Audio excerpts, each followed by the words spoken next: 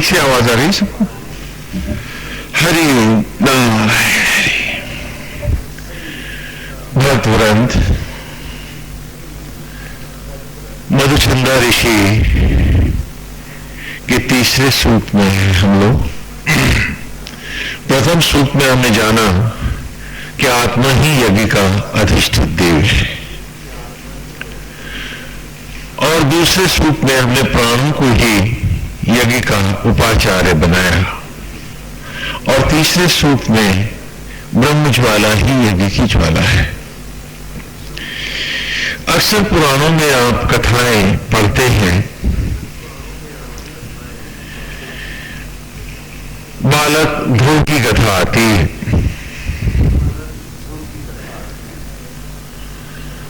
और इसी प्रकार इन कथाओं में भी परोक्ष रूप से इन विचारों को ही स्पष्ट किया गया है। मार्कंडेय पुराण में महर्षि मार्कंडेय की कथा भी इसी प्रकार है कि बालक मार्कंडेय के माता पिता ऋषि दंपत्ति हैं, उन्हें संतान का योग नहीं है। वे घनघोर तप करते हैं और तप के द्वारा वे परमेश्वर से पुत्र की कामना करते हैं।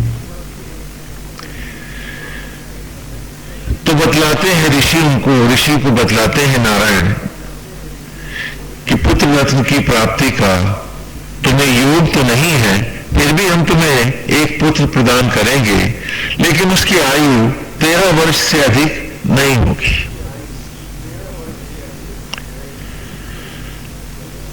ऋषि मान जाते हैं। वैसे ये 13 वर्ष आयु भगवान राम की कथा में भी आती है कि जब बालक श्रवण 13 वर्ष का होगा तो माता पिता अंधे हो जाएंगे। हाँ, तो ये 13 वर्ष बार बार आती है। और जुआ हारने पर पांडवों का भी आता है कि 12 वर्ष का वनवास और 1 वर्ष का, दोनों जोड़े तो कितना हुआ? 13 वर्ष। सच पूछिए तो 13 वर्ष की आयु के लिए ही हमने 100 वर्ष लिए उम्र के भगवान से। 12 वर्ष का एक ईमानदार वानप्रस्थ निपटाए और 1 वर्ष का अज्ञातवास हो जाए तो जीवन का महाभारत निश्चित रूप से जीता जा सकता है। हर पांडव जीत सकता है, हम सब जीत सकते हैं। तो मूलतः हमारी आयु के 13 ही वर्ष है, जो अति बहुमूल्य है। हम 13 तो छोड़ो, उनमें से 1 वर्ष को भी अपने जीवन में आने नहीं देते हैं।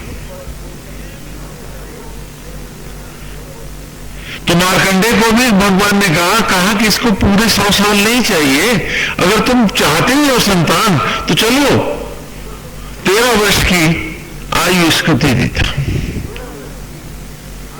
बालक देता हूं तुमको।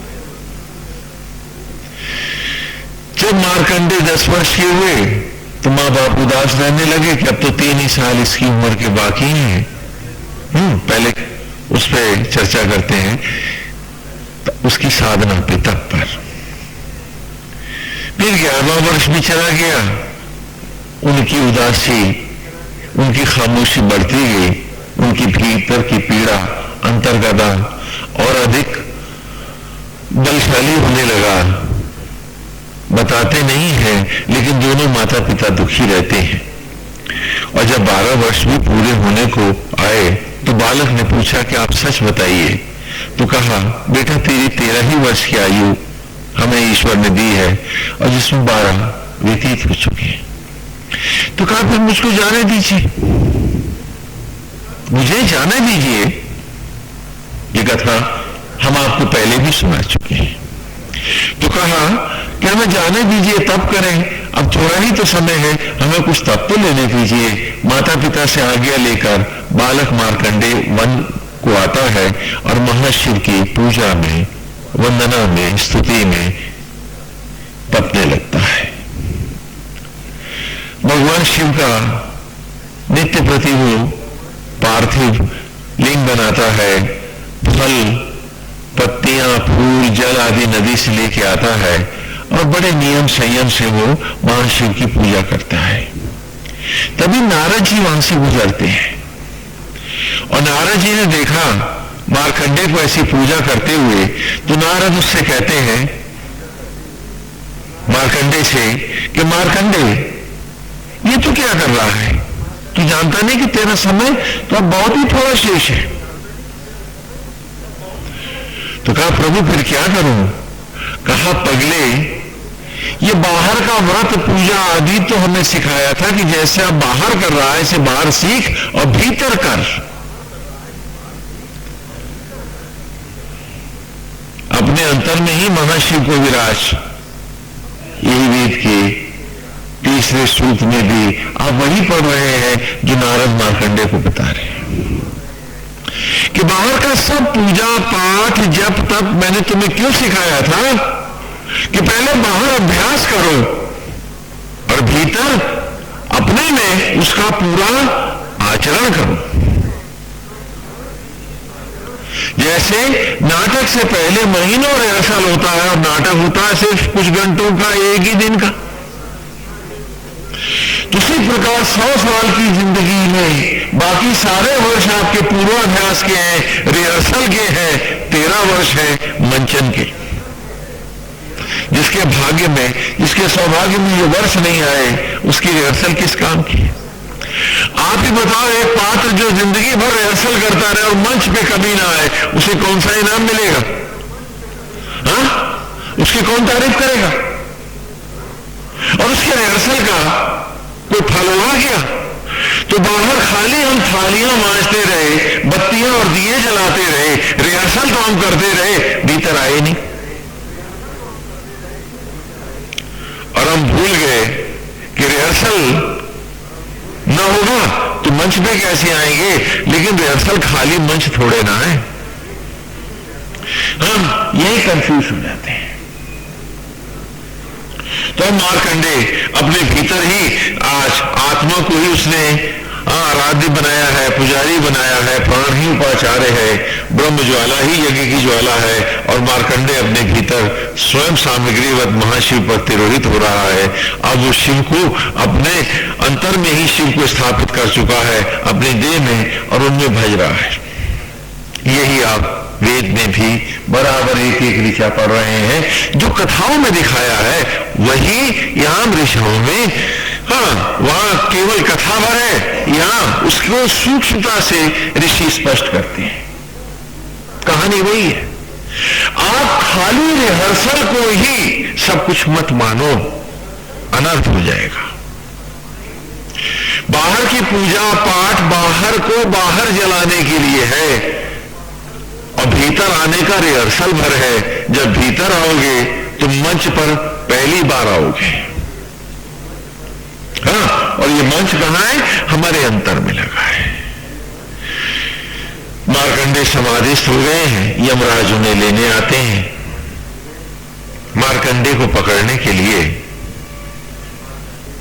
यमराज पाश फेंकते हैं तो क्या देखते हैं कि मां मार्कंडे की जगह स्वयं प्रलयंकर रुद्र बैठे हैं और पाश उन्हीं के बदन से लिपटा हुआ है। घबरा जाते हैं कि कहां अजर अमर अविनाशी को बांध बैठा मैं। अब शंकर क्रोधित होकर कुपित होकर महाशिव उसकी ओर देखते हैं और कहते हैं कि यमराज, तुम्हारा साहस कि तुम ये पाश हम पर फेंको। कहा नारायण, मैं तो जीव मार्कंडे को लेने आया था। कहा देखा नहीं, जब उसने मुझको ही शिवलिंग बनाकर मुझ में ही समाधिस्थ हो चुका है तो अब यहां मार्कंडे कहां है? स्वयं शिव बैठे हैं। हटाओ इस पाश को, ले जाओ। मार्कंडे आयु की सीमाओं को तोड़ गया है। मार्कंडे अजर अमर हो गया है। अगर वो बाहर के ही रिहर्सल में लगा रहता तो क्या ऐसा संभव था? रिहर्सल का अपना महत्व है, इसे कम मत करो। लेकिन रिहर्सल मंच नहीं है, इसे सदा याद रखो।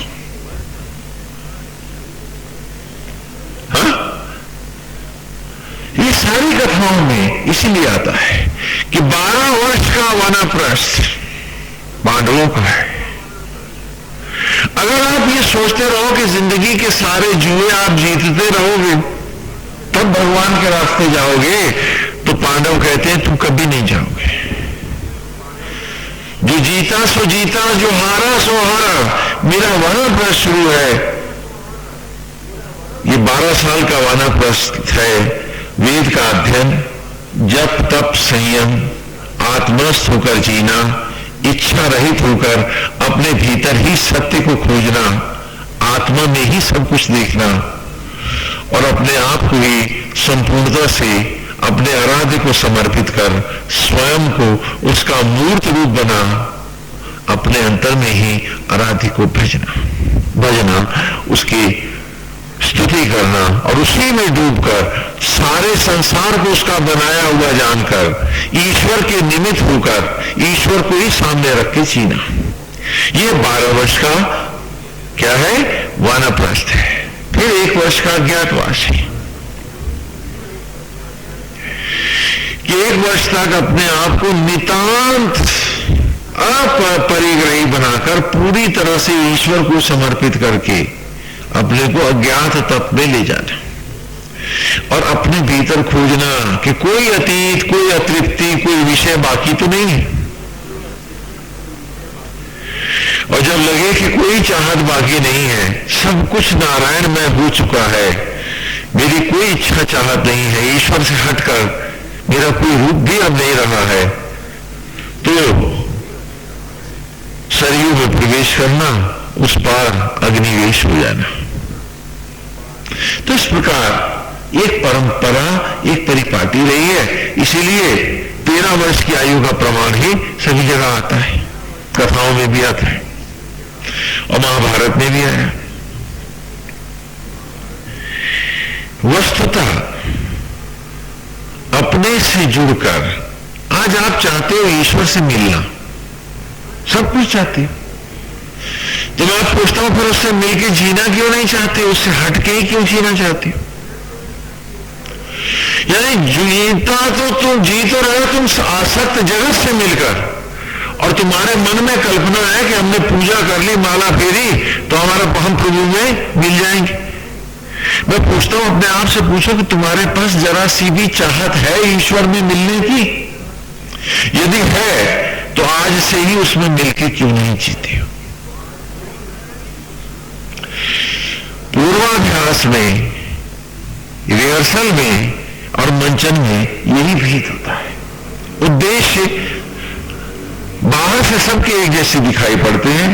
थोड़ा सा अगर हम आप ही के स्तर की उदाहरण लेते हैं, जैसे आज हमारे केंद्र में सरकार है, हाँ केंद्रीय सरकार है ना आपकी, प्रधानमंत्री है वहां, बाकी मंत्री है ना, और सरकार का यह दावा है कि वो देश के हित में, देश को चलाने के लिए सत्ता में बैठी है। लेकिन हमें से बहुत से इस बात को नहीं मानते। हम तो बहुत से यही मानते हैं कि सरकार को चलाने के लिए सारे देश को बंधक बनाया जा रहा है। लेकिन सवाल यह है कि आजादी के समय भी सरकार थी, अब भी सरकार है। वो सरकार देश के हित में थी और आज सारे देश को हित बना करके सरकार को जिंदा रखने की कोशिश की जा रही है, ऐसा भी लोगों का मानना है। लेकिन दोनों अवस्था में सरकार यथावत कायम है। देश जैसे आजादी के साथ शुरू हुआ था चलना, वैसे ही चल रहा है। बाहर से तो सब एक से दिखता है। बल्कि यूं कहूं, थोड़ा सा इस उदाहरण को और स्पष्ट कर दूं। आपने नेताजी सुभाष चंद्र बोस का नाम तो सुना ही होगा, नहीं सुना है क्या? सुना है ना? और आप सब उन्हें प्यार भी करते हैं। नेताजी ने कहा था, तुम मुझे खून दो, मैं तुम्हें आजादी दूंगा, कहा था ना। नेता आज भी है, तब भी नेता राजनीति करते थे, नेता अब भी राजनीति करते थे और वाक्य थोड़े से बदल जाते हैं। अब वो कहते हैं तुम मुझे खून मत दो, क्या दो? खाली वोट दो, और खून तो फिर मैं पी लूंगा। लेकिन ये हम कहें कि ये नेता नहीं है या वो नेता नहीं था, वे नेता तो था। तो उसी प्रकार आपकी पूजा का भेद है, आपकी धार्मिक आस्थाओं का भी भेद है। क्या आप ईश्वर को भोजन बना रहे हो या कि उसे समर्पित हो रहे हो? पूजा तो आप दोनों ही अवस्था में करते हैं। ईश्वर से हमें अपना उल्लू सीधा करना है तो उसके लिए भी तो आप पूजा पाठ ही करते नहीं करते, फलाना काम कर दे, ठिकाना कर दे। तो एक ईश्वर से, अपने ईश्वर से हटकर फलों की कामना लेके जाना, वो भी तो पूजा है। और एक ईश्वर से अंतिम रूप से मिलना, योग करना, उसको समर्पित होने की पूजा करना, वो भी पूजा है। ये आपको निर्णय करना है किसमें सच कहां है, ईमानदारी किधर है। कि क्या क्षण भंगुर जगत के लिए, तथा कथित विषांत जगत की आसक्तियों के लिए हम ईश्वर को भोजन बनाएं अथवा स्वयं सामग्री बन के इस प्रभु रूपी ज्वाला में तिरोहित हो ईश्वर में सदा सदा के लिए समा जाए। तो पूजा वो भी है, पूजा ये भी है। एक पूजा मेरे हित में है, आसक्त जगत के हित में है, और दूसरी पूजा सत्य रूप में मेरे हित में है, क्योंकि मेरा हित नारायण हित हो जाता है, मेरा मैं समाप्त होता है और फिर ईश्वर में हो जाता है। तो आपका हित किस में है, यह हम सबको सोचना है। और उसी को सोचने के बाद ही वेद आपको समझ में आएगा। हाँ, जैसे अभी उदाहरण दिया आपको कि नेता वो भी है, नेता ये भी है। अब ये नहीं कह सकते कि ये नेता नहीं है या वो नेता नहीं था,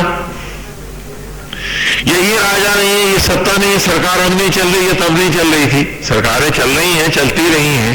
कुछ सरकारें हाँ सारे देश को हाँ अपना भोजन बना रही हैं, अपनी सत्ता को बनाए रखने के लिए, और बहुत सी सरकारें ऐसी भी आई जिन्होंने देश को बनाने के लिए ही सत्ता स्वीकारी, लेकिन रही थी दोनों सरकारें। तो वस्तुतः इन कथाओं और लीलाओं के माध्यम से हम आपके सामने ये संत ऋषि मनीषी जन और वेद के ऋषि रखते हैं कि एक बार ईमानदारी से अपने भीतर झांक लो, अपने आप को पूछ लो। महाभारत की ही कथा में मंत्र मिल जाता है। महाराज पृथु की बेटी पृथा को, जिसे कुंती भोज ने गोद लिया, तो पृथा से वो कुंती कहलाई। कुंती का नाम तो सुना है ना महाभारत में, आजकल सीरियल फिर आ रहा है महाभारत। तो ये कुंती दुर्वासा ऋषि की बड़ी सेवा करती है, और ऋषि उसे एक मंत्र सिखा जाते हैं कि वो जिस भी देवता का आवाहन करेगी, वो जिस भी देवता का आवाहन करेगी, वो उसे फल देके ही जाएगा। तो कुंती ना जरूरत होते हुए भी, अथवा यूं कहें कि अपने आप को न तैयार करते हुए भी, हाँ खाली उस मंत्र के साथ खिलवाड़ करती है और सूर्य देव का आवाहन कर लेती है। तो जिसके कारण उसे एक पुत्र रत्न की प्राप्ति हो जाती है कुंवारी अवस्था में ही, जिसका नाम आगे चलकर कर्ण होता है। मैं इस कथा की ओर आपको इसलिए इशारा कर रहा हूं कि कहीं आप भी किसी ऐसे ही चक्कर में न फंस जाना, क्योंकि इस तीसरे सूत्र में हमने फिर मंत्र के द्वारा ज्वालाओं का आह्वान किया है। तो पहले ये सोच लेना कि ईमानदारी से इस रास्ते पे चलना है कि खाली प्रयोग करके रह जाना है कुंती की तरह। क्योंकि सारे महाभारत में कुंती लोक लाज लज्जा दुख और पीड़ा से महाभारत सारे के सारे योद्धा लड़ते हैं इकट्ठे होकर, और पूरे महाभारत से भी बड़ा महाभारत लड़ती है मौन होकर कुंती अपने भीतर। हाँ, तो कल पिछले रविवार की ऋचा में हमने ब्रह्म ज्वालाओं का आवाहन किया है। ये कोई प्रयोग नहीं है, इसे ईमानदारी लाना नहीं तो वेद के साथ खिलवाड़ होते नहीं है। इस मार्ग को जानने वाले पूरी ईमानदारी के साथ चलते हैं, इसे भूलना नहीं कुंती वाली गलती हम सब कर बैठेंगे। हाँ, तीसरे सूक्त की पहली ऋचा थी अश्विना यज्वरी ऋषो द्रवत पाणी शुभस्पति पूर्व भुजा चनश्चित। अश्विना अर्थात अश्विन कहते हैं सूर्य को, अश्विना सूर्य की ज्वाला अर्थात ब्रह्माग्नि, सूर्य कहते हैं आत्मा को। तो अश्विना माने ब्रह्म ज्वाला, ब्रह्माग्नि। यज्वरी ऋषु यज्ञों के द्वारा संपूर्ण सचराचर का भरण पोषण और संहार करने वाली अश्विना यज्वरी ऋषु कैसे करती है संहार भरण पोषण? हम पिछले 2 सूक्तों में बड़े विस्तार से जान पाए हैं कि आज भी ये ब्रह्म अग्नियां ही हैं जो पेड़ों के गर्भ में प्रलय की अग्नियां बनकर प्रज्वलित होती हैं। तो हमारे समाज का त्याज जो दुर्गंध है और हमारे देहों की जो राख है, चिता की राख है, मट्टी है, वही तो ये ब्रह्म ज्वालाएं जब पेड़ों के गर्भ में यज्ञ करती हैं तो वो दुर्गंध ही तो है जो सुगंध बनती है, पतन पावन होता है और एक बार फिर मट्टी दुर्गंध सुगंध में लौटती है, वनस्पतियों में यज्ञ के द्वारा लौट जाती है। ये ज्वाला ही जब उसे खाती है तभी अपने गर्भ से उसी को दुर्गंध को सुगंध बनाकर लौटाती है। और वे ब्रह्म ज्वाला ही हमारी देह में जब भोजन, जिसे हम भोजन को ग्रहण करते हैं, आत्मा ग्रहण करता है और इन्हीं ब्रह्म ज्वालाओं में जब आहुति देता है, ब्रह्म अग्नियों में, अश्विना में, तो ये भोजन ही तो है, ये अन्न ही तो है जो रक्त मांस के कणों में ज्वालाओं में यज्ञ होता पुनः शिशु का रूप प्रदान कर लेता है। तो जैसे कोई कपड़ा पुराना उतार के नया पहन लेता है, उसी प्रकार हम भी बूढ़ी देह को राख में डालकर और राख से ही एक शिशु दे लेकर फिर लौट आते हैं। तो ये अश्विना न होती तो ये सचराचर न होता। वही तो है जो यज्ञों के द्वारा हमारा भरण पोषण और संहार कर रही है, क्योंकि पहले भस्मियों का संहार किया तभी तो उसका उद्धार वनस्पतियों में हुआ, वरना राख से फल बनते कैसे? और वनस्पतियों का भी जब देह में संहार किया तो जब पुनः सृजन किया तभी तो ये वनस्पतियां शिशु का रूप ग्रहण कर सकी। बच्चे क्यों पैदा करने के लिए क्या किसी मां ने बच्चों क्यों खाया था? नहीं तो खाया था। हाँ, तो कहा अश्विना यज्वरी ऋषि यज्ञों के द्वारा हमारा भरण पोषण और संहार करने वाली द्रवत पानी, लहराती हुई जिह्वाओं, लपलपाती जिह्वाओं वाली, है ना, अथवा प्रलय के उठते हुए फैलते हुए विशाल हाथों वाली, लहराते हाथों वाली शुभस्पति, संपूर्ण शुभत्व को प्रकट करने वाली। आज जो भी शुभ है उस ब्रह्म ज्वाला से है। यही है दुर्गा, यही है लक्ष्मी, यही है पार्वती, सरस्वती, जो तुम्हारे अंतर में आज प्रज्वलित है, जिससे धड़कन है, जीवन है, सांस है, तुम्हारा अस्तित्व है। पूर्व भुजा चनश्चितम, पूर्व माने असंख्य भुजाओं से अथवा मुखों से संपूर्ण चराचर का सामग्रीवत भक्षण करने वाली वो ब्रह्म अग्नि ही ब्रह्म ज्वाला है, जिसके आज आप सब ऋणी हैं। आप सुन रहे हैं, सोच रहे हैं, समझ रहे हैं, चल रहे हैं। इस सारे समझ के पीछे उस ब्रह्माग्नि का रहस्य है, जो आज भी इस शरीर में, यज्ञशाला में, इस शरीर रूपी यज्ञशाला में, मेरे अंतर की वेदी में प्रज्वलित है। और इसी को विस्तार के साथ हमने पिछले रविवार को जाना, सूर्य की और संज्ञा की कथा सुनी कि संज्ञा सूर्य से विवाह तो कर लेती है, लेकिन जब संतान होती है, पहली संतान कौन सी हुई थी? मनु। मनु का नाम सुना है ना?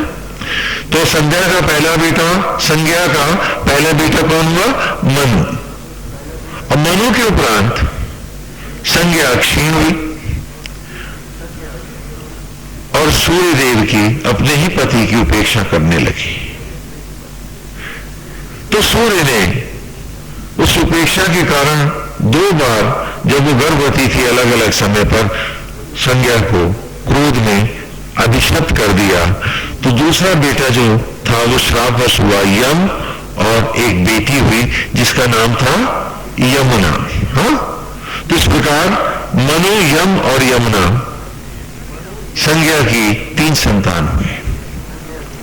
जब संज्ञा सूर्य का सामना न कर पाई और अधिक क्षीण हो गई, तो अपनी ही परछाई को सूरज के पास रखकर संज्ञा धरती पर भाग गई और यज्ञ की ज्वालाओं की ज्योतियों से अपने आप को पुष्ट करने लगी। तो इस कथा को हमने विस्तार से जाना था कि सूर्य कहते हैं, किसको कहते हैं? सूर्य, आत्मा। और संज्ञा, जीव ही तो संज्ञा है। संज्ञा सर्वनाम सुना है नहीं हमने व्याकरण में? तो आप सब क्या हैं? आपका सबका नाम क्या है? आप क्या है? आप कैसे जाने जाते हैं? आपकी तो संज्ञा है। तो आज हमारा ये जीव, ये बुद्धि, आत्मा सूरज से वरण तो हो गई, वरण तो कर लिया शरीर रूपी यज्ञशाला में, विवाह तो हुआ, लेकिन अपनी बहिर्मुखी आसक्तियों के कारण समय के साथ संज्ञा अब सूरज का सामना नहीं करती है। हमें किसी का साहस नहीं आज हम अपनी ही आत्मा के सामने ईमानदारी से खड़े हो सके। आज हम जान रहे हैं ऋचाओं में कि हम पर हर क्षण जो दया कर रहा है, जिसके हम ऋणी हैं, जिसके कारण हम हैं, वो मेरे अंतर की ही ज्वालाएं हैं। वो आत्मा सूरज है, मेरा प्राण वायु ही उपाचार्य है, जो मुझे क्षण क्षण पाल रहा है। लेकिन आज हम उसी के साथ ईमानदार नहीं है, हम उसे जानते नहीं है, संभवतः जानना भी नहीं चाहते हैं, उसमें झुकना भी नहीं चाहते हैं। संज्ञा ने क्या किया है कि भीतर परछाई छोड़ी है। हम परछाई भर भीतर हैं, बाहर संज्ञा भाग गई है। इंद्रियों के द्वार, भौतिकताओं के बाजारों में, विषयांत जगत में हम सब भाग रहे हैं। रहते परछाई भर हम भीतर है, बाकी हम ईर्ष्या में है, हम द्वेष में है, हम लोभ में है, हम चिंता में है, हम काम धंधे में है, हम फलाने के बदले की भावना में है। हम वहां सब जगह रह रही है, संज्ञा नहीं रहती है तो भीतर ही नहीं रहती है। यहां परछाई है हमारी, हम नहीं है। आज संज्ञा अपने इस दाम्पत्य से ही भयभीत हो गई है, अपनी ही आत्मा सूरज का सामना नहीं कर पा रही है। तो संज्ञा को दोबारा सामर्थ्य कैसे मिले? वो संज्ञा दोबारा अपने आप को मजबूत कैसे करे? हम सब अपने आप को, हम सब जो जीव रूप है, अपनी आत्मा के साथ कैसे जोड़े? वही संज्ञा और सूरज की कहानी है पुनः मार्कंडेय पुराण में। तो यह कथा वस्तुतः हमको मार्ग दिखा रही है कि बाहर की यज्ञ की अग्नियों के लिए धरती पर आई थी संज्ञा, कि पहले यज्ञ की ज्वालाओं में अपने बाह्य अस्तित्व को जलाएगी, मजबूत होगी, मैं और मेरा छोड़ेगी, तभी तो आत्मा सूरज का फिर से संज्ञा सूर्यलोक में जाके सामना कर पाएगी। हम सबको भी बाहर के यज्ञ में अपने हर असत्य को, अज्ञान को, लोभ को, विषयांतता को, इस सब को जलाना होगा। रिहर्सल वहां होगा, फिर मंचन यहां होगा, अपने भीतर होगा, अपने अंतर में होगा। अगर तुम सोचते हो कि खाली रिहर्सल से तुम्हारा उद्धार हो जाएगा, तुम उसी तरह वैसे ही रामलीला के उस लड़के के जैसे हो जो महीनों तो रिहर्सल करता है और जब मंच की बारी आती है तो घर जाके सो जाता है और उसकी जगह कोई दूसरा पात्र आता है अभिनय करने के लिए, उसका कहीं अता पता नहीं होता। बताओ उसे कितने इनाम मिलेंगे, लोग उसकी कितनी तारीफ करेंगे और उसकी रिहर्सल का कोई प्रयोजन है, कोई उद्देश्य है? तो तुम्हारी मालाओं का भी, तुम्हारी पूजा का भी, यदि तुम उसे रिहर्सल मानकर भीतर होने के लिए प्रेरित नहीं हो तो तुम्हारी पूजा का, पाठ का भी कोई उद्देश्य नहीं है। वरना ये अमृत है। बाहर की पूजा, पाठ, यज्ञ, व्रत, त्योहार, ये सारे के सारे तुम्हारे जीवन के अमृत हैं यदि तुम इसे इस ईमानदारी के साथ धारण करो। और यदि खाली बाहर का बाहर कर रहे हो तो मैं पूछना चाहूंगा कि फिर ये सारे नाटक भी क्यों कर रहे हो? इनका क्या उद्देश्य है? क्यों कर रहे हैं? क्योंकि रिहर्सल तो कर रहे हो और मंच पर आने से कतराते हो, तो क्या कर रहे हो? क्यों समय बर्बाद कर रहे हो? या तो ईमानदारी से कहो कि हाँ, इस बार आत्मा के साथ अद्वैत करना है, इस भिखमंगी जिंदगी को सामर्थ्यवान बनाना है, आत्मा से जुड़कर ब्रह्म के सत्य को पाकर सांस सांस भीख मांगने वाली इस योनि से अब ऊपर जाना है, हमें उस नित्य पुरुष का साथ करना है, नित्य होना है। तो रिहर्सल की बात अच्छी लगती है, वरना क्यों कर रहे हो रिहर्सल तुम सब? क्योंकि बाकी सारे करते रहे इसलिए कर रहे हो, तो ये तो कोई समझदारी नहीं, ये तो नाटक है। संज्ञा की कथा में हमने बड़े विस्तार से इसको जाना और उसके साथ ही पिछले सूक्त में हम बार बार एक बात को दोहराते रहे कि सुविधा और लक्ष्य दो अलग वस्तुएं हैं। जैसे बच्चे को स्कूल जाने के लिए बाइसिकल एक सुविधा है, कंफर्ट है, लेकिन पढ़ना उसके जीवन का अभीष्ट है, लक्ष्य है बच्चे का। तो वो पढ़ना कि अगर साइकिल चोरी हो जाए तो स्कूल तो नहीं छोड़ेगा, लेकिन हमने तो स्कूल छोड़ दिया खाली सुविधाओं की खातिर। स्वामी जी एक मकान और बन जाए, मेरे बेटे का ये हो जाए, मेरी बेटी का फलाना हो जाए, हाँ, जबकि सारी सुविधाएं थी, लक्ष्य तो नहीं थे। क्योंकि चिता की लकड़ियों ने साफ दिखाया था इनमें कोई लक्ष्य नहीं था तुम्हारा। So comfortably I should live to reach the ultimate।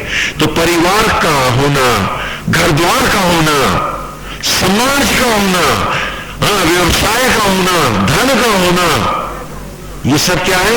सुविधा है। किन सुविधाओं के साथ सुविधा पूर्वक जीते हुए मैं जीवन के मनुष्य योनि के अभीष्ट लक्ष्य तक जाऊं, तो ये बाइसिकल है। पाठशाला कहां है? वो तो यहां थी कि आत्मा के साथ अद्वैत करना है, अपने आप को जानना है, अभीष्ट से विमुख होकर जीना, पशु से भी निकृष्ट होकर जीना है।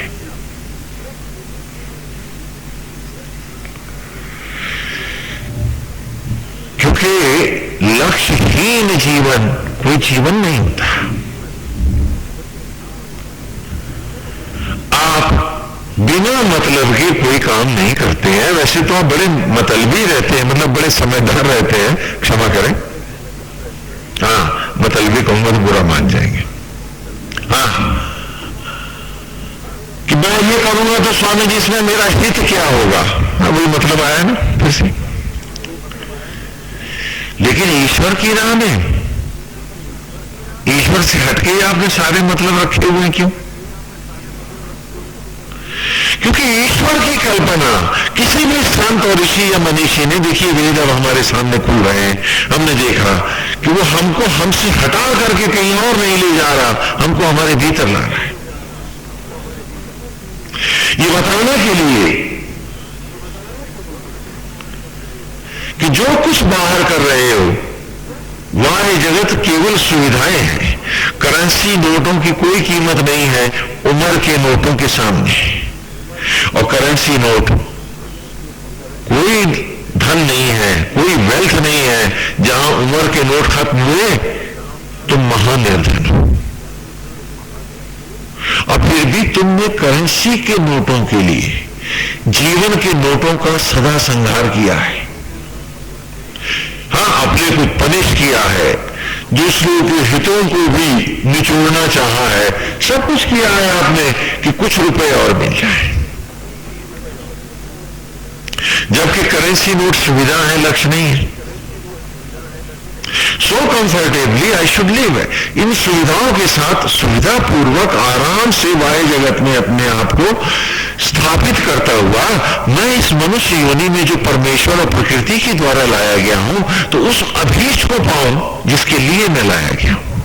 और वो अभीष्ट था इन उम्र के नोटों को बनाने का, सीखने का ज्ञान, अर्थात उस अजर अमर आत्मा से जुड़कर जो आज भी मुझे सांस, धड़कन और जीवन के क्षण दे रहा है, इन रहस्यों को पाना। इन्हीं उद्देश्यों को लेकर, इसी को अभीष्ट मान करके चारों वेदों की कल्पना है कि आज मनुष्य योनि में आकर मनुष्य बनकर भी हम अपने आप को नहीं जान पाए, तो क्या पशु योनियों में अपने को पड़ेंगे? लेकिन भौतिक जीवन को ही हमने सुविधाओं को ही सब कुछ माना, और सुविधाएं हमें सुख नहीं दे सकती थी, इसलिए फिर बाकी समय हमारे पास फालतू था तो क्या करते, एक दूसरे की निंदा करते, प्रपंच करते, चौधराहट करते, हाँ मेरा तेरा करते, अपना पराया करते, षड्यंत्र करते। क्यों? क्योंकि टाइम बहुत स्पेयर टाइम है, उसे कंज्यूम कहां करेंगे, उसे खर्चा कहां करेंगे? अरे माला फेरने से भी तो मन उब जाता है ना आपका, नहीं उबता क्या?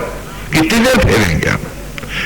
क्योंकि जब माला में कोई लक्ष्य माला में भी नहीं है तो कितनी देर फेरेंगे? तो फिर प्रपंच में जाएंगे, निंदा में जाएंगे, हाँ भेदभाव में जाएंगे, कुछ और अतृप्तियां जगाएंगे, और इस प्रकार वो समय जो अभीष्ट की प्राप्ति के लिए हमें तपना था, हमें अपने में लगाना था, उससे हटकर हम विषयांत जगत में अपने लिए कुछ कीले, कुछ दूसरों के लिए कांटे बोते रहेंगे, और हमें लगेगा कि हम तो बड़ा सफल जीवन जी रहे हैं। क्यों? क्योंकि सारी चौरात में हमने कायदे से निभा दी है ना अपने आप को, अपने आप को, अपने रूप को पढ़ो। पैसा सब कुछ नहीं है। अगर पैसा ही सब कुछ होता तो तुम्हें हत्यारे से भी बड़ी सजा क्यों मिलती? यानी जो मर्डर करता है उसको भी उम्र कैद हो जाती है, तो कोई उसका ज्ञान, उसकी नॉलेज, उसका नाम, अता पता उससे नहीं छीनता, उसकी सोच और समझ उसके पास रहने देता है। लेकिन तुम्हारा तो चिता की लकड़ियों पर उस अपराधी से भी बड़ा सर्वनाश होगा। न पिछला नाता याद रहेगा, न रिश्ता याद रहेगा, न संबंध याद रहेंगे, यहां तक कि ये वेद जो तुम मुझसे सुन रहे हो तुम्हें ये भी याद नहीं रहेगा। तो आखिर सोचो तुम्हें इतनी बड़ी सजा उसने क्यों दी? क्योंकि करेंसी नोट तो तुम बहुत सारे इकट्ठे कर रहे थे, तुम तथाकथित प्रपंच भी भौतिक जगत के सारे कर रहे थे, तो इतना बड़ा दंड क्यों दे दिया उसने तुमको? क्यों? क्योंकि तुमने अभीष्ट की हत्या की थी और मनोहत्यारे थे तुमने जीवन के उद्देश्यों की हत्या की है। हम सब हत्यारे, हम सब अपराधी हैं, इसीलिए हमें वहां दंड मिलना। गीता में भगवान वासुदेव ने कहा, थोड़ा इसको जरा सा और स्पष्ट कर दूं कि क्योंकि जाने और जाने का भी भेद है, कि गीता में भगवान ने कहा कि अर्जुन, जिस प्रकार व्यक्ति पुराने वस्त्र उतार कर पुनः नए वस्त्र पहनकर आ जाता है, इसी का नाम आवागमन है। योगी नए वस्त्र पहन के लौट आता है। तो आप सबको लगा कि आपके लिए कहा गया है, नहीं, ये आपके लिए नहीं है, ये योगी के लिए कहा गया है। आपकी स्थिति में और योगी की स्थिति में थोड़ा भेद है, वो भी समझ लीजिए यहां पर। क्योंकि खाली गीता पढ़ लेने से, अपने मन चाहे अर्थ कर लेने से आप दंभ तो बढ़ा लेते हैं, ज्ञान नहीं पाते हैं। इसे भी अच्छे से समझ लीजिए। देखिए, एक व्यक्ति, आप सब बैठे घर में, आज जब पुराने कपड़े उतारते हैं और नए कपड़े पहनते हैं तो पुराने कपड़ों की जेब में जो सामान रखा होता है उसको निकाल के नए कपड़े में डालते हैं ना, कि नहीं डालते हैं? बोलिए बोलिए, डालते हैं ना। लेकिन अगर चौराहे पर किसी ने आपको पीट के आपके कपड़े नोच के फाड़ के आपको नंगा करके घर भेजा हो, तो जब आप नया कपड़ा पहनेंगे तो उसके खीसे में होगा कुछ? तो आप महाराज कपड़े बदल के नहीं, कपड़े निचवा के चौराहों पर विषय वासनाओं पे जाते हैं। इसीलिए जब लौटते हैं तो खीसे खाली होते हैं। न पिछला ज्ञान है, न नॉलेज है, न सत्य है, न लक्ष्य है, न अभीष्ट है। क्योंकि आप कपड़ा बदल के नहीं, कपड़े निचवा के आते हैं अपने करनी से, अपनी करतूतों से। लेकिन आप ही में से कोई ऐसा भी है जो पिछले जन्म का संचित ज्ञान और पुण्य भी साथ लेकर आता है? हाँ, वो कपड़ा बदल के आता है, वो योगी है। तो इसलिए गीता में भगवान जब अर्जुन को समझाते हैं कि जिस प्रकार व्यक्ति पुराने वस्त्र को उतारकर हे अर्जुन नए वस्त्र को धारण करता है, उसी प्रकार ये जीव, ये योगी के लिए कहा है, ये योगी पुनः पुराने वस्त्र उतारकर नए वस्त्र को धारण कर लेता है। लेकिन जो कपड़े नुचवा के आता है उसका पिछला ज्ञान, वेद का ज्ञान, ईश्वर का नाम, सब कुछ लुट जाता है। ये याद रखो कि लौटने और लौटने का भी भेद है, और ये सारा भेद हमारी इस भेद मनोवृत्ति के कारण है। जैसा करेंगे वैसा बढ़ेंगे। तो भूख इतनी ज्यादा सुविधाओं की न बढ़ाओ कि तुम्हारे लक्ष्य महत्वहीन हो जाए और तुम उस सर्वनाश को चले जाओ जिसे आज हत्या के अपराधी को भी वो दंड नहीं मिलता। वो दंड जो तुम पाओ हम सब पाए। ईमानदारी से सोचने की जरूरत है। हाँ, अगर उम्र अपनी खुद बना रहे हो, मन चाहे बरस जीने की सामर्थ्य है तुम में 2-4 हजार बरस, तो तुम मट्टी का खेल कर लो। मुझे समझ में आ जाएगा कि बहुत समय है, बाद में कर लो।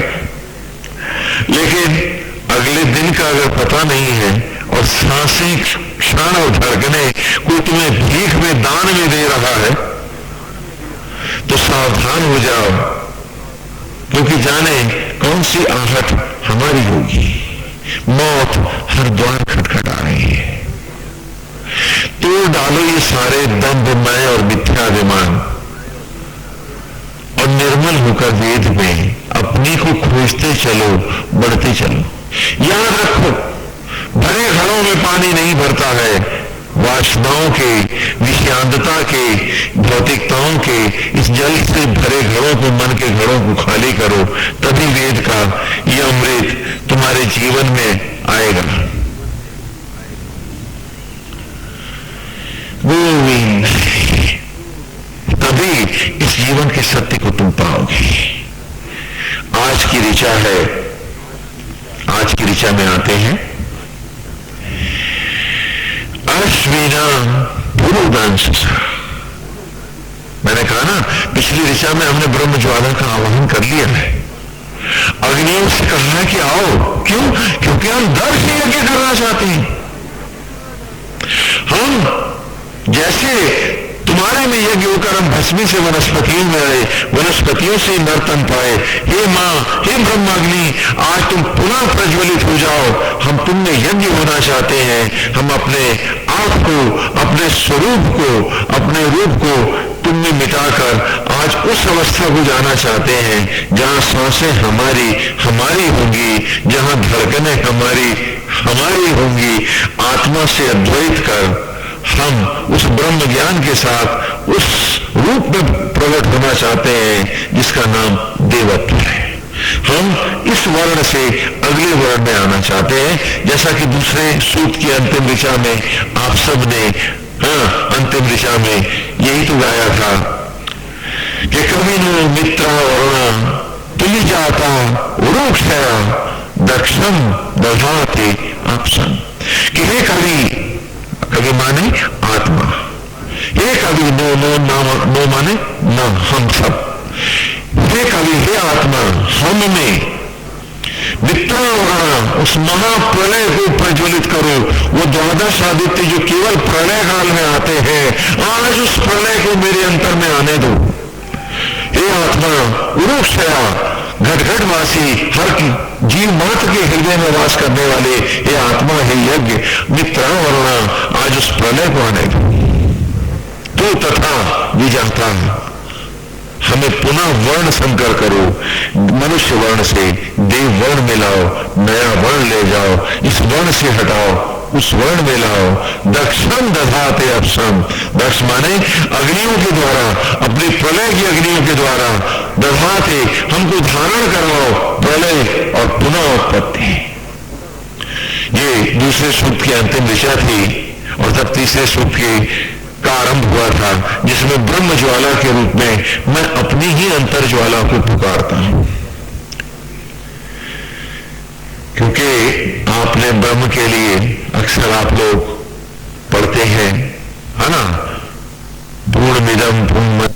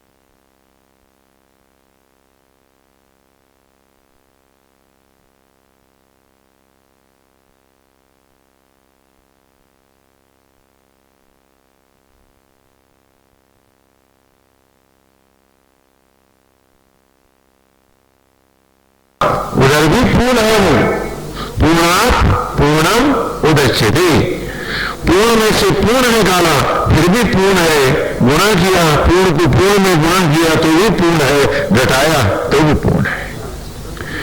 ये ब्रह्म के लिए अर्थात ईश्वर के लिए, आत्मा के लिए आया है। लेकिन तुमको एक बात और भी देखनी है कि उस पूर्ण की सृष्टि हो तुम, इसलिए तुम भी अपने में ही पूर्ण हो।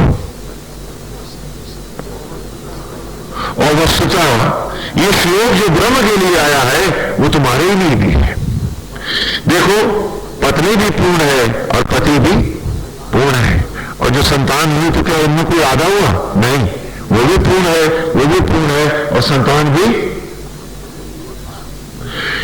हाँ, यदि दो बोरे में से एक बोरा दाल का एक चीनी का, उनमें से मैं आधा आधा निकाल लेता तो पीछे क्या पूर्ण रह जाता? आधा रह जाता। लेकिन यहां क्योंकि पूर्ण पुरुष के द्वारा प्रकट हो इसलिए पूर्ण, इसलिए पूर्ण। हाँ, तो उस पूर्ण पुरुष से प्रकट हो इसलिए यज्ञ, ईश्वर, परमात्मा, पूजा, पाठ और भक्ति सब तुम में है, तुम उससे भी पूर्ण हो, तुम्हारे भीतर है सब। इसी का नाम सनातन धर्म है। हाँ, सनातन कहते हैं नित्य। नित्य कौन? आत्मा। अजर अमर अविनाशी को हम क्या कहते हैं संस्कृत में? सनातन। तो आत्मधर्म का दूसरा नाम क्या है? जहां आत्मा ही ब्रह्मा है, विष्णु है, महेश है, दुर्गा है, लक्ष्मी है, पार्वती है। और इस विषय को हम बहुत विस्तार से पूर्व में भी चर्चा कराए हैं, आगे भी करेंगे। जिसने उसे यहां नहीं पाया वो कौन से बैकुंठ में पाएगा? जो आज यहां उसका नहीं है वो कल उसका हो पाएगा।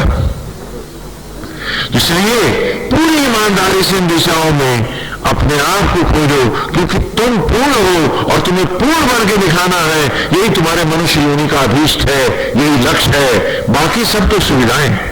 घर परिवार होना चाहिए, घर भी होना चाहिए, सारी सुविधाएं होनी चाहिए। उसके लिए धर्म में न कहीं कहा है कि हो और ना कहा है कि ना हो। जो तुम्हें सुविधा लगे उन्हीं सुविधाओं के साथ सुविधापूर्वक जीते हुए, न कि स्वयं सुविधा बनते हुए। हाँ, build a house, don't be a house yourself. ये भेद है। तुम मकान नहीं बनाते हो, मकान बन जाते हो। हाँ, ये मत करो। खूबसूरत चीजें बनाओ। क्यों? क्योंकि तुम उस पिता की संतान हो जिसे एक से एक खूबसूरत चीज बनाने का मन करता है। तो जब उसी के बेटे हो तो तुम्हारा भी मन करता है और करना ही चाहिए। अरे जब बीज हमने गुलाब का डाल रखा है तो गुलाब ही गुप्ता का तो पेड़ आएगा, उसमें कद्दू का तो नहीं आएगा। हाँ, तो हमारा पिता अगर उसे नई नई चीजें बनाने के शौक ना होते तो हम सब कहां होते? बोलो कहां होते? तो तुम भी बनाओ। वेद ने ये नहीं कहा कि मकान न बनाओ, उसने ये नहीं कहा कि फैक्ट्रियां न बनाओ, उसने ये नहीं कहा कि नौकरी न करो, उसने ये नहीं कहा कि परिवार न सजाओ। सजाओ, लेकिन इनको सुविधा समझो, कंफर्ट मानो, and not the purpose of your life. इसे जीवन का उद्देश्य मत बनाओ। इतनी मोटी सी बात समझ लो तो अभी तुम्हारी एक माला अतीत की 1000 माला से कहीं ज्यादा फलदायिनी हो जाएगी और ये अमृत बन जाएगी।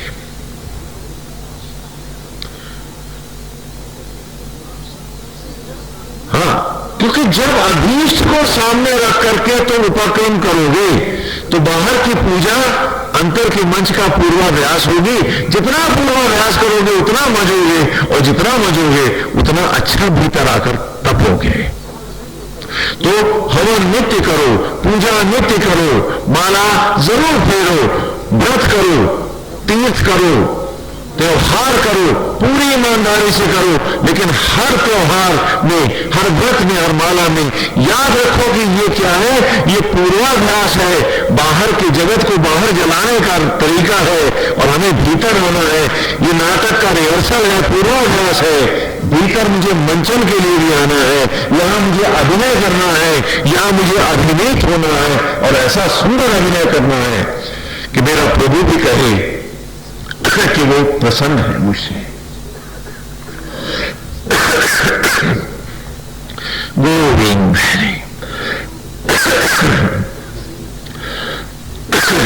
नारायण हरि, गोविंद हरि।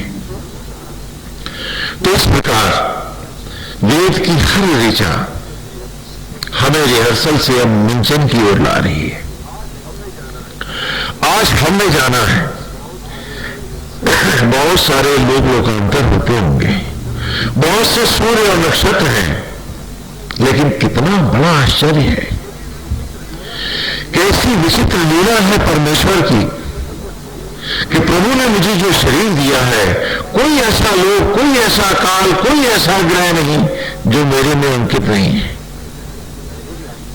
मैंने इससे पहले भी आपको बतलाया था कि इस नेचर ने, परमेश्वर ने और इस मां प्रकृति ने आपको जो मस्तिष्क दिया है, द ह्यूमन ब्रेन, अगर इसकी शिराओं को, तागों को मैं जोड़ने लगूं तो ये इतनी बड़ी रस्सी बनती है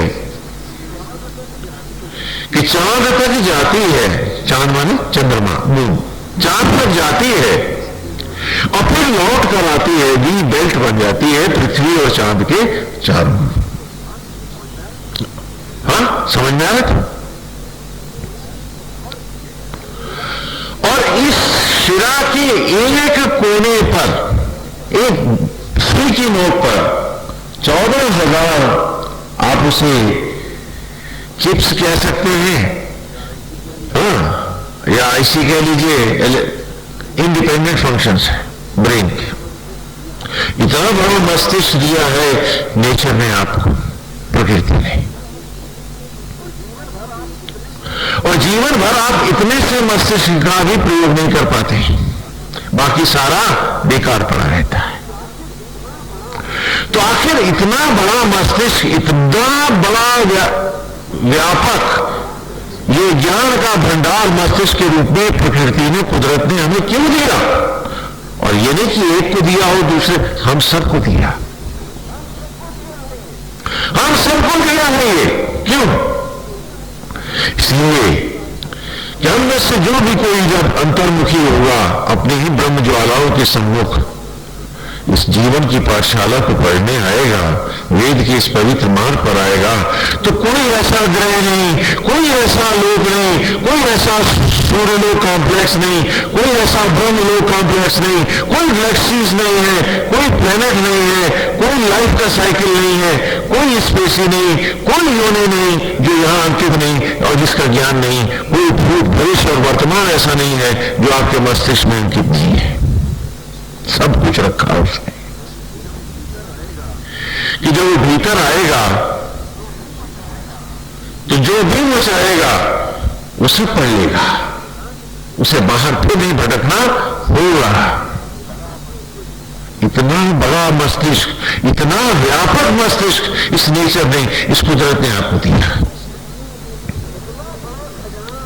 कितना बड़ा खजाना देकर भेजा है नारायण ने हमको, और हम हैं कि बाहर एक एक पैसे के लिए, करेंसी नोट के लिए, थोड़ी सी सुविधाओं के लिए भीख मांगते हैं, दूसरों के हिस्से मांगते हैं।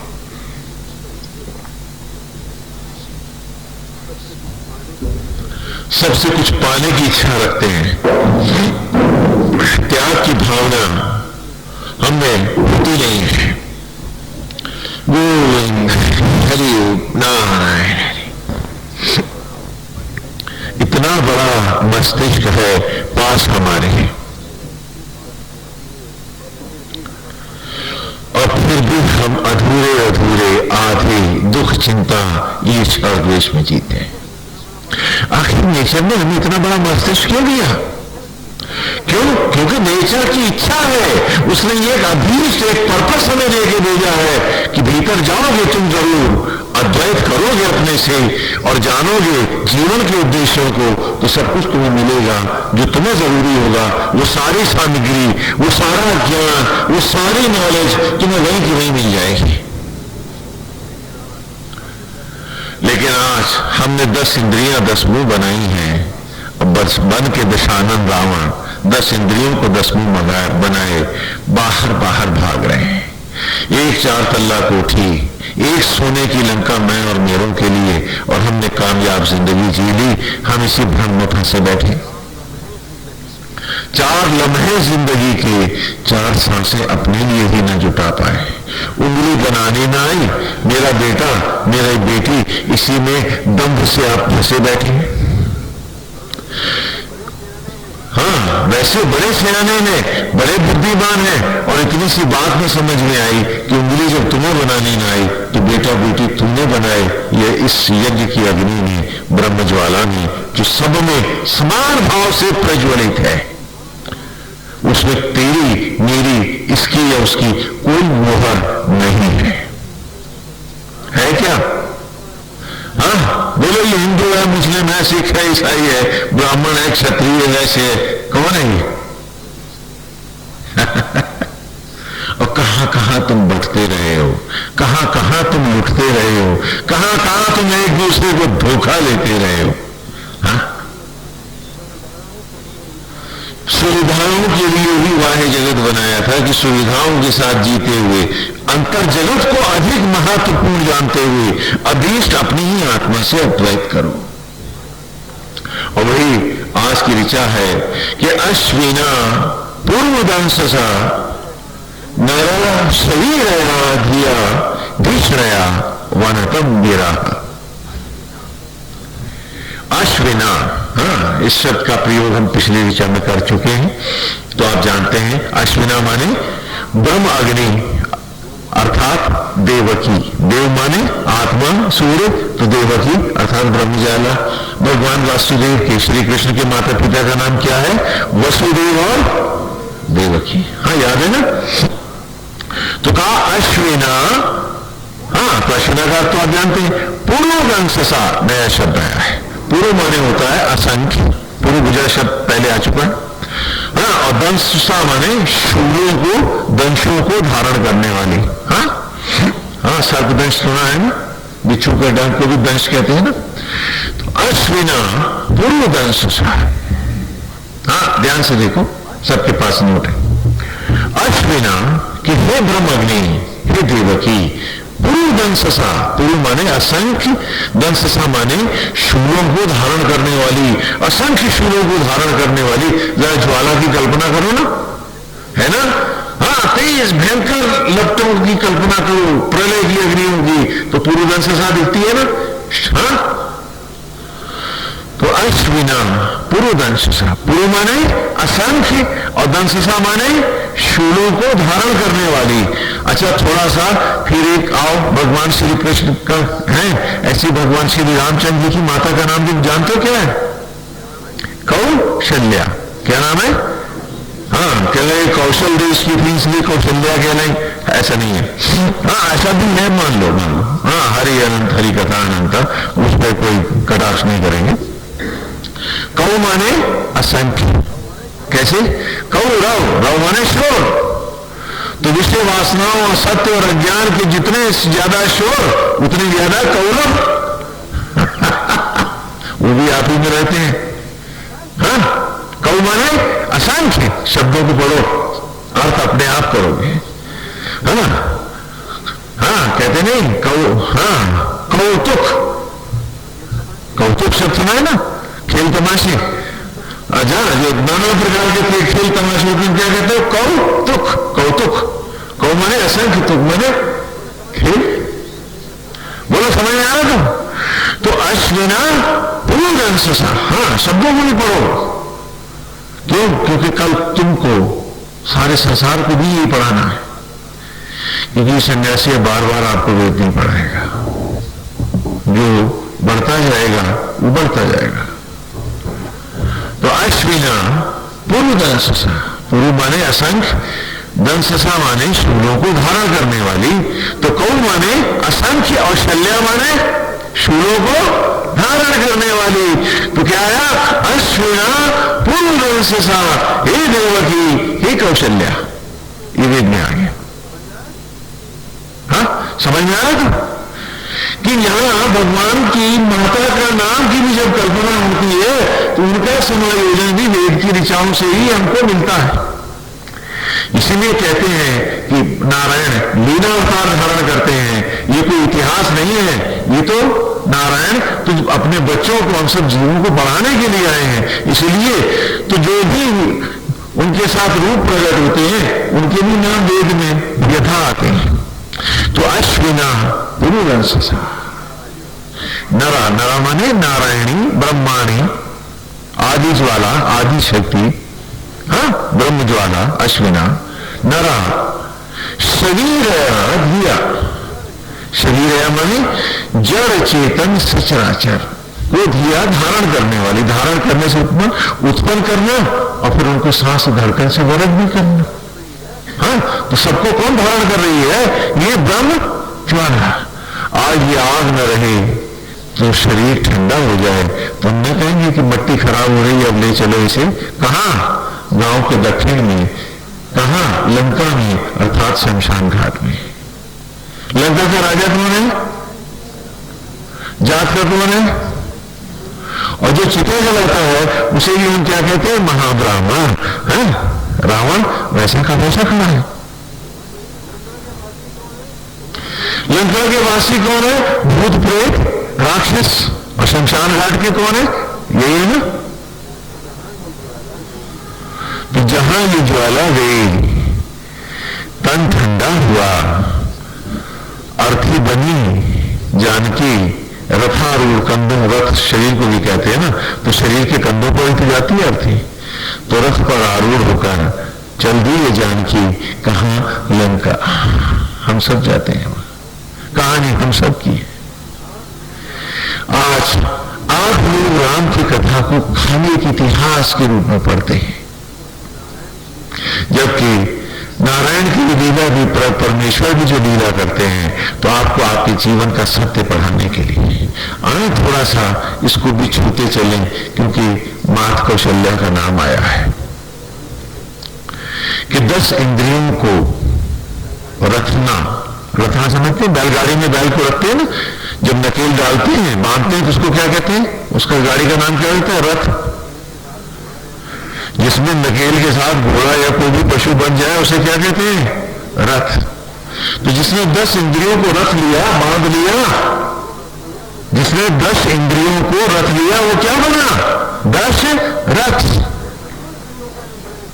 जिसने 10 इंद्रियों का निग्रह किया, हाँ, क्योंकि खाली बस वो बाबा तुलसी की बात कि दादो धुनी चंद सी सोई वेद पढ़े जनो बड़ो समझ आया, मैं सिया राम सिया राम सिया राम की रेलगाड़ी चलाई, कभी जाना कि है क्या, कभी पूछा कि तू कर क्या रहा, हाँ, कि भगवान को किसी चाटुकार चमचे या भांड की जरूरत है, या अपने ऐसे प्यारे बेटे की जो अपने पिता का अनुसरण करे, राम की राह जाए, राम बन के दिखाए। बहुत से धर्म हैं जो आपसे हट कर ईश्वर की कल्पना करते हैं, तो वो आपको जरूर बनाते होंगे उनका उपासक, या कहूं हाँ भजन गाने वाले चाटुकार बनाते होंगे। अरे हमने तो ईश्वर को घटघटवासी कहा है, हम तो आप सबको ईश्वर बनाते हैं। ये हमारा संकल्प है कि जिनके अंतर में है राम, जिनकी सांस धड़कन है राम, अरे फिर वो क्यों नहीं दिखते बन के श्री राम। तो भगवान को भजनानंदियों की नहीं, अच्छे बेटों की जरूरत है, और वही हम सबको बन के दिखाना है। इसलिए नारायण जब भगवान प्रकट भी होते हैं तो लीला करते हैं। तो कहा अश्विन, तो 10 इंद्रियों को रखने वाला दशरथ और 10 इंद्रियों को 10 मुंह बनाने वाला क्या हुआ। जब जब हम भौतिक निशांत जगत में इन्हीं इंद्रियों को मुंह बना, इन्हीं की अतृप्तियों के लिए, इन्हीं की भूख और प्यास के लिए भटकने लगते हैं, तो हम सब क्या कहलाते हैं, हम क्या बन जाते हैं, रावण। रावण को कहते हैं बुरा, और तमाम जिंदगी हम क्या बनते हैं, रावण, और कहते हैं कि हम बहुत अच्छे हैं। क्या बात है, रावण की बुराई करते हैं। रावण अच्छा था क्या, बताओ, तो फिर तुम सब क्यों बनते हो रावण, हाँ। 10 इंद्रियां 10 मुंह बनी, मन दशानन हुआ, हम रावण के घर चले गए। आत्मा ही श्री राम है, घटघटवासी, अजर अमर अविनाशी आत्मा क्या है। अच्छा एक बात बताओ, भगवान महाविष्णु का लीला अवतार है ना श्री राम, तो आत्मा के आगे परम लगाओ तो क्या बना, परम धन आत्मा परमात्मा। तो आत्मा ही तो परमात्मा का लीला अवतार है, और महाविष्णु परमात्मा है। तो राम कहां है, बोलो, हुए थे ये आज भी है, वो तो अजर अमर है। हम सबके हृदय में जो आत्मा है, जिसकी हमने पहले ही सूत्र में पूजा की है, वे आत्मा ही तो श्री राम है। और भगवान राम के दूत कौन है, वो हनुमान जी है ना, और हनुमान जी क्या कहलाते हैं, वायु पुत्र कहलाते नहीं। तो उसके पहले सूत्र हमारा जो था, आत्मा श्री राम का था आचार्य के रूप में, और उपाचार्य के रूप में कौन आए थे, वायु, प्राणवायु। और ये तीसरा सूत्र जो है, यही तो आदि ज्वाला जगदम्बा है, हाँ, मां लक्ष्मी है, यही सरस्वती है, यही दुर्गा है, यही ब्रह्माणी है, यही वैष्णवी है जो मेरे अंतर में प्रज्वलित है, ये वो ज्योत है। मुझे इस ज्योत को जानना है और इसी ज्योत को जानने के लिए हम सारे तीर्थों पे जाते हैं। वो जो मुझ में प्रज्वलित है, वो जो मेरी सांस बनी, जो धड़कन बनी है, वो जो मुझे हर क्षण जिलाए है, ये है ज्योत, ये है आदि कुमारी जो मेरे अंतर में है। इसी के दर्शन करने के लिए इसके मंदिरों में हम जाते हैं। तो यहां नहीं देखा तो वहां भी क्या देखा? हाँ, समझ में आता था? उस तीर्थ का क्या मतलब जिस तीर्थ में इस तीर्थ को जाकर पढ़ा ही नहीं, देखा ही नहीं, जाना ही नहीं।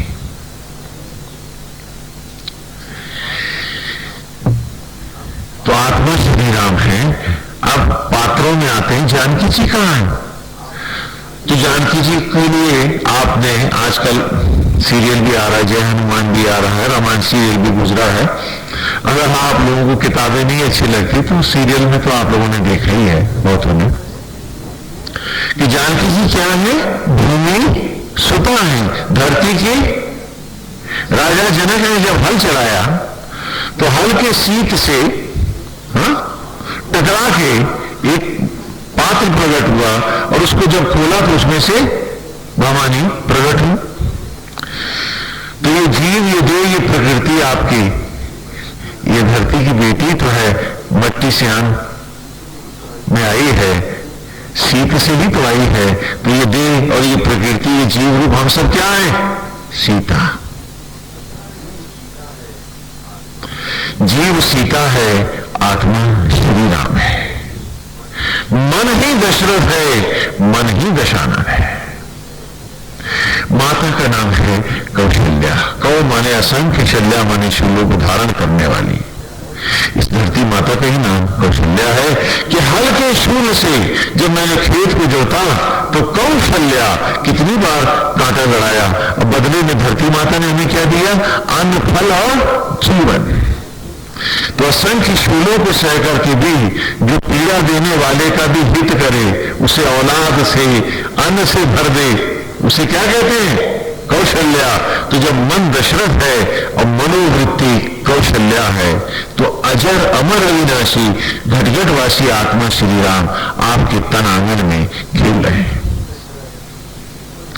मन ही दशरथ, मन ही दशानन, आत्मा श्री राम, मनोवृत्ति कौशल्या, जीव प्रकृति जानकी। एक बात बताओ, सोने का हिरण किसने मांगा था? राम ने। किसने मांगा था? जानकी ने। तो जब भी ये मेरी बुद्धि, ये प्रकृति, ये प्रवृत्ति मेरी, ये जीव 10 इंद्रियों को रख दशरथ मार्ग पर न चल, 10 इंद्रियों को 10 मुंह बनाकर दशानन रावण मार्ग पर चल देता है और क्या मांगने लगता है? आत्मा श्री राम से क्या मांगता है? सोने के हिरण। मांग नहीं रहे हो क्या तुम सब थाली उठा के यहां पर?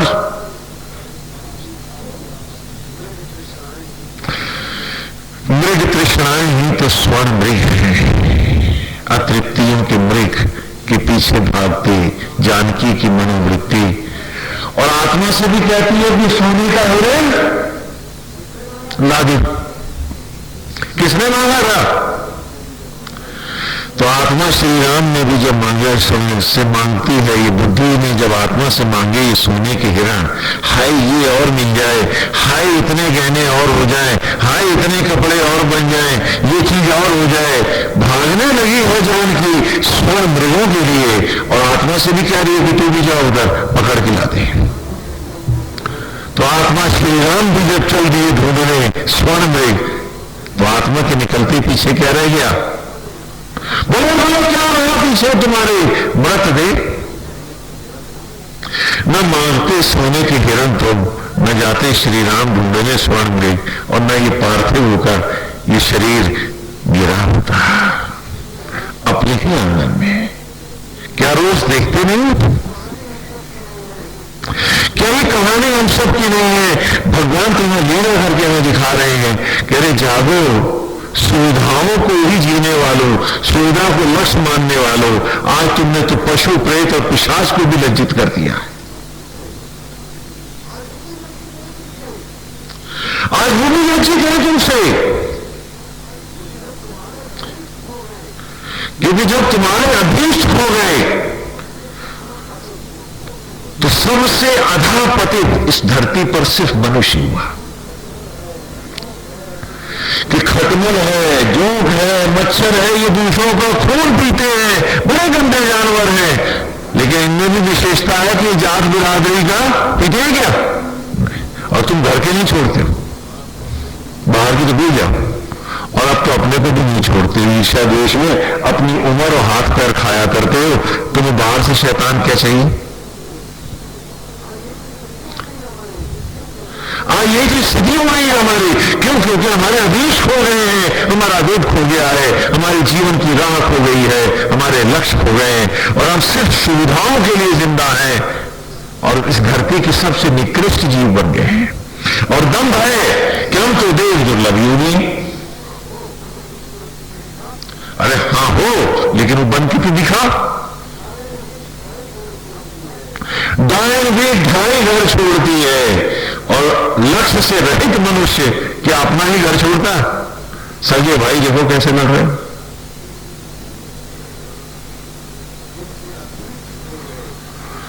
जिनके अभीष्ट खो गए वो समझदार नहीं है, वो तो सहानुभूति और दया के पात्र हैं। वो भूल गए कि जिंदगी का सोना छितरा रहे हो और मांग रहे हो सोने की हिरण। तो जब बुद्धि ने, जानकी ने मांगा स्वर्ण मृग, तो आत्मा श्रीराम भी चल दिए ढूंढने स्वर्ण मृग। तो आत्मा के निकलते ही पीछे क्या रह गया? मुर्दा शरीर। तो मन दशानन बना आरती बांध रस्सी से, ले चला वायु मार्ग से, पांव हो गए दक्षिण। मरते पांव कौन दिशा में होते हैं? वैसे लेटता है कोई? क्योंकि दक्षिण गए पांव लक्ष्मण रेखा पार कर जाते हैं, फिर लौट के नहीं आते। आज मन दशानन तुम्हें बांधे लिए जा रहा है लंका शमशान घाट। होता जो आत्मा श्री राम तो कोई ले जाता तुम्हें बांध के ऐसे। और आज तुम उसी के रहोगे सारी जिंदगी। प्रपंच के रहे, झूठ के रहे, फरेब के रहे, न रहे तो एक अपने ही आत्मा श्री राम के न रहे। अपने साथ भी तुम ईमानदारी बरतने से बात आते रहे। ऐसी भागी संज्ञा कि सूरज को देख ही नहीं पाती, अब डरती है, सामने ही नहीं करती। आज अपनी आत्मा के सामने खड़े होने का साहस हम में कौन कर सकता है?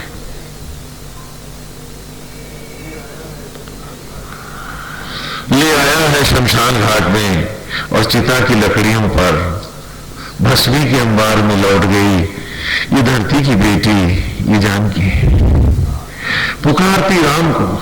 होता आत्मा श्री राम तो कोई जलाता इसे। और फिर क्या हुआ कि उसी भस्मी को जब नदी के जल में हमने प्रवाहित किया, बहाया, तो करके पानी का संग जंगलों की अशोक वाटिकाओं में डोली भटकी ये धरती की बेटी, ये देह, ये प्रकृति।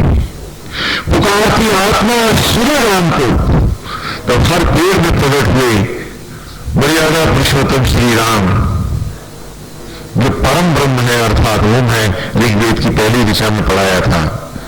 सबसे पहले ब्रह्मा बन उस भस्मी को स्वीकारा, रुद्र बन ज्योति में संभारा, और विष्णु बन जब सृजन किया पेड़ों की गर्भ में उसी राख और मट्टी का, तो नाना प्रकार के फूलों में, फल में, रूप, रस और सुगंध में लौट चली ये धरती की बेटी, ये देह हमारी, हम सब। और उसी को जब आत्मा ने भोजन स्वरूप ग्रहण किया, एक दंपत्ति ने खाया, आत्मा ने प्रातःकाल रुद्र बन, प्रातःकाल ब्रह्मा बन उस अन्न को स्वीकारा, तो प्रातःकाल ब्रह्म स्वरूपा गायत्री का ध्यान किया यज्ञोपवीतारियों ने। दोपहर को आत्मा जब बना प्रलयंकर रुद्र उस भोजन को ज्योतियों में तेज में संभालने लगा, तो दोपहर को रुद्र स्वरूपा गायत्री हुई। और सायंकाल जब आत्मा विष्णु बनकर के उसी ज्योति को रथ के कणों में लौटाने लगा, तो सायंकाल विष्णु स्वरूपा गायत्री हुई। ये त्रिकाल गायत्री का रूप है। और इस प्रकार वही मट्टी जो अन्न बनी, वो अन्न फिर यज्ञ के द्वारा पुनः लौट अवध में आई ये जानकी, ये धरती की बेटी गर्भ में शिशु का रूप पाई, और जब गर्भ को त्याग करके बालक की देह पुनः माया में प्रवेश की, धनुष भंग हुआ, नाल कटी, धनुष भंग हुआ।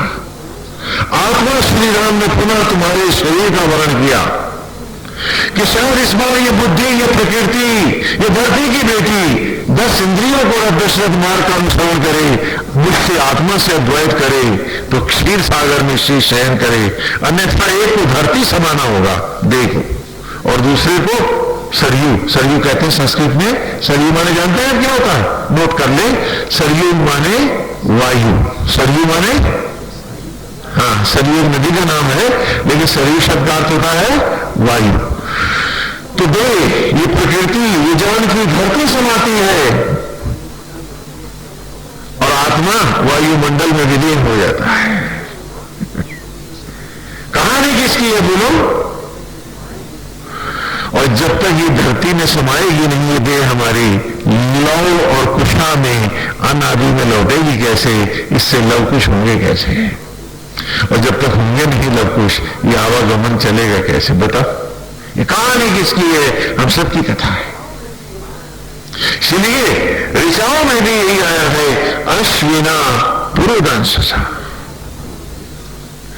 कि हे देवकी, हे कौशल्या, मेरा हे मनमानी शरीर आया दिया, जड़ चेतन और शस्त्रास्त्र को धारण करने वाली कृष्णया, तेरी वेदी बनाकर आज मैं तुम्हें, आज हम सब अपने अंतर में ही ज्वाला, आज तुम्हें पुनः हम प्रज्वलित कर रहे हैं।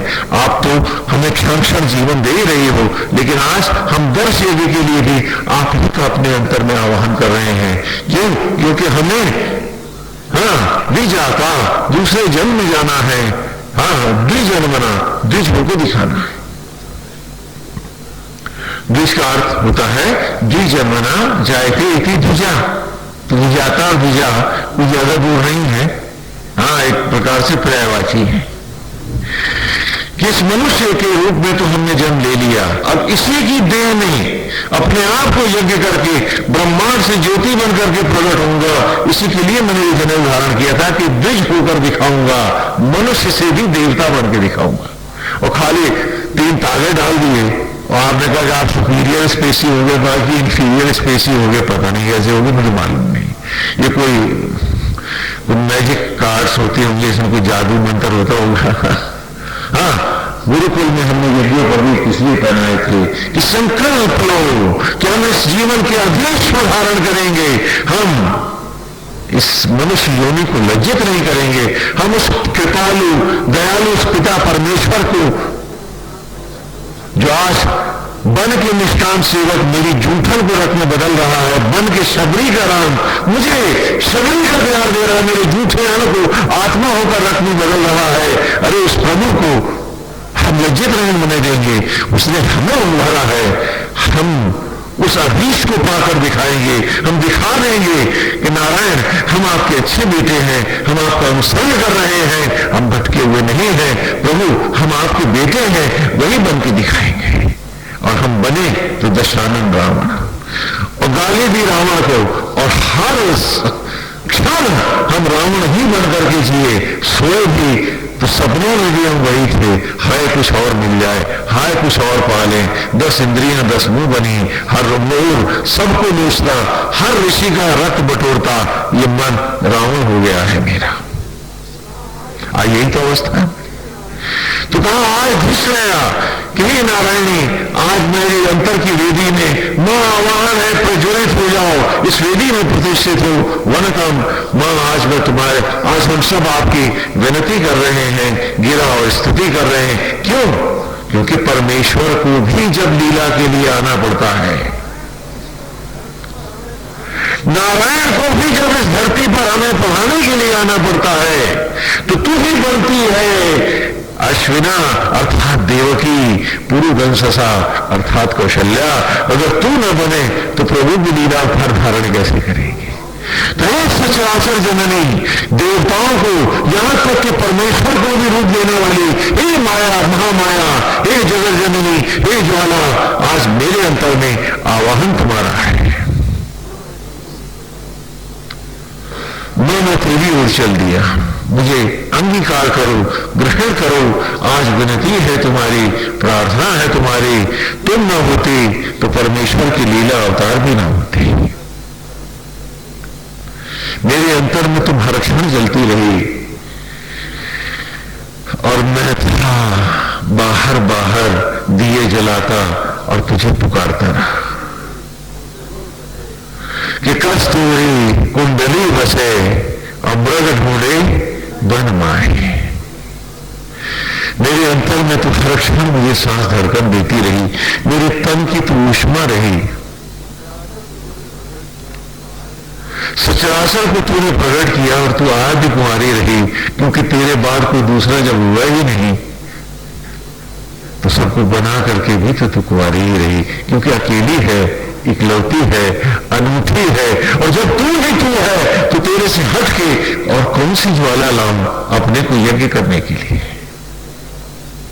पितृयान पर आवागमन है, वो तो प्रायश्चित है, सत्य नहीं है। सत्य तो तब होगा जब मेरे ही अंतर में हे ज्वाला, हे आदि शक्ति, हे भवानी तू प्रज्वलित होगी और तुझमें ही मैं फिर एक बार यज्ञ होऊंगा और तुझसे ही ज्योति बनकर मैं प्रकट होऊंगा। तो नित्य मेरे इस मनुष्य योनि में आने का अभीष्ट पूरा होगा, उद्देश्य पूरा होगा। मकान उद्देश्य नहीं है, परिवार उद्देश्य नहीं है, संतान भौतिक जगत उद्देश्य नहीं है। ये तो सुविधाएं हैं, कंफर्ट हैं, हाँ, लेकिन जीवन के लक्ष्य तो नहीं है।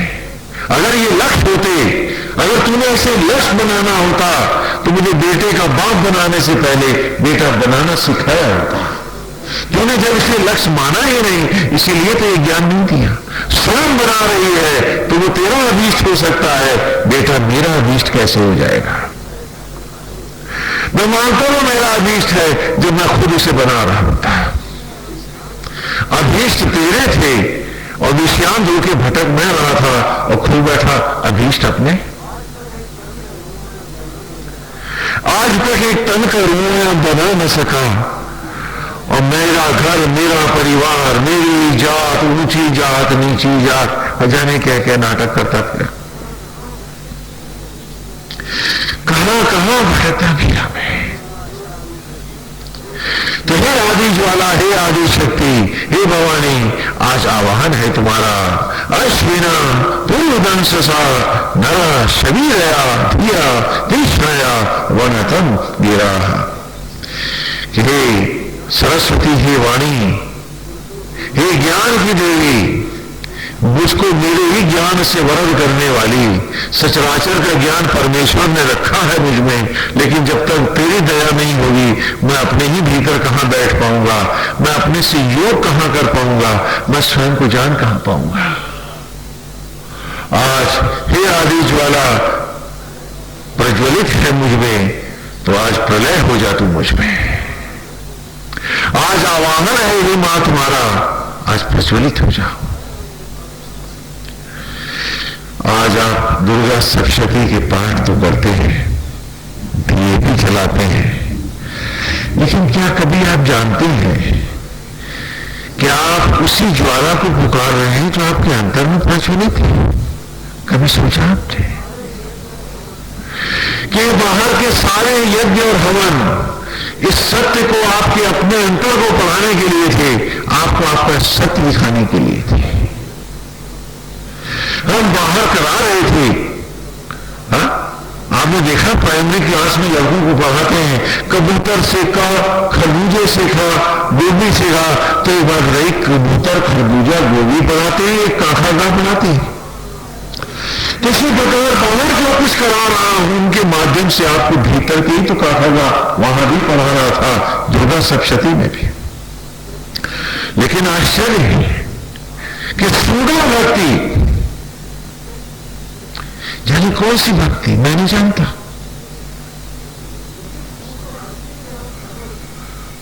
कि किस सूडो भक्ति में आप फंसे थे।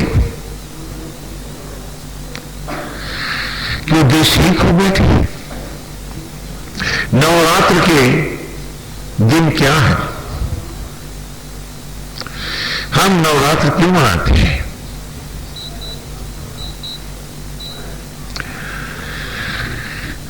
मैं 9 दिन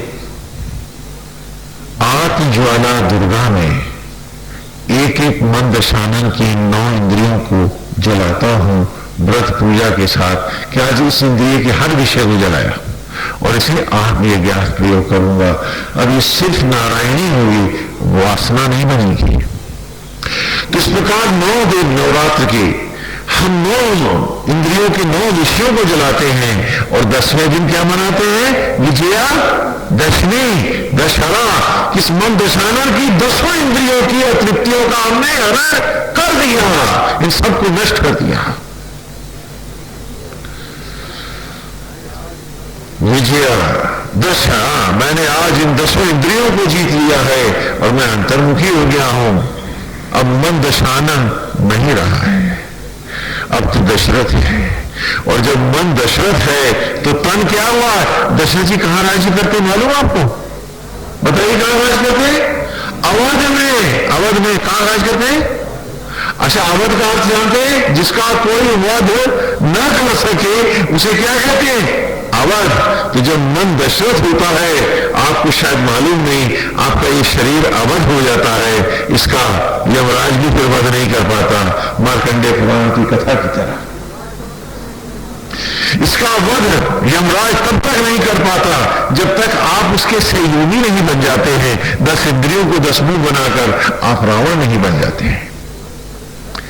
कहते हैं घर का भोगी लंका ढाए। आप सब जब विश्रांत जगत में 10 इंद्रियों को 10 मुंह बना लेते हैं, आप ही इस घर के भेदी बनते हैं और तब ये शरीर रूपी लंका ढह जाती है रावण की।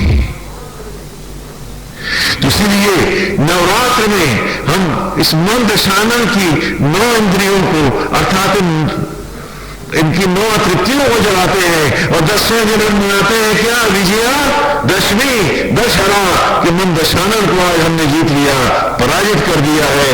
अब आगे आती है अमावस की अंधेरी रात, हम जलाते हैं दिए कि यहां आदि ज्वाला ब्रह्माग्नि प्रज्वलित है, हम उस ज्योति की राह जा चुके हैं। अब जिंदगी में विषयांगता के अंधेरे नहीं है तो हर ओर दिए जलाओ।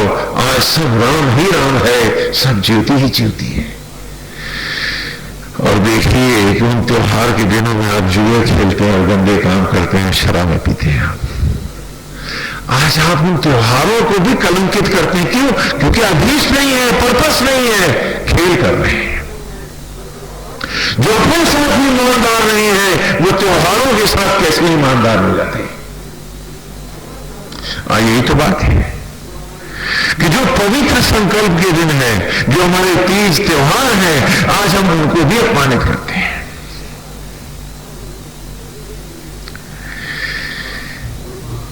यही इस दिशा में है कि मां, हे अग्नि, हे ज्वाला, आज हमने खोज लिया है तुमको, हम पा गए हैं आपको। अभी तक तो हम पर्वत ढूंढते थे, स्थान खोजते थे, हमें लगता था भवानी आप यहाँ है। आज लगा कि आप तो हर क्षण हमारे पास थे, हमारे अंतर में आप न होती तो हम कहां होते। आज कोई पाप नहीं होगा जब आप विराज रही है। तो ये शरीर तो पवित्र मंदिर है। बोलो, क्या तुम किसी तीर्थ स्थान पर जाके कोई कुकर्म कर सकते हो? बोलो। हाँ, आजकल आप लोग वैष्णो देवी माता के दर्शन करने सब लोग जा रहे हैं, जाते हैं। हाँ, मैं पूछता हूं क्या उस पवित्र मंदिर में जाके आप कोई कुकर्म कर सकते हो? बोलो। तो वहां तो उनकी मूर्ति विराज रही है, भीतर तुम्हारे साक्षात वो ज्वाला बैठी है। तो कैसे तुमने गुस्सा किया, कैसे तुमने द्वेष किया, कैसे तुमने दूसरों के लिए मन को कलुषित किया, कैसे तुमने झूठ बोला, कैसे तुमने प्रपंच किया।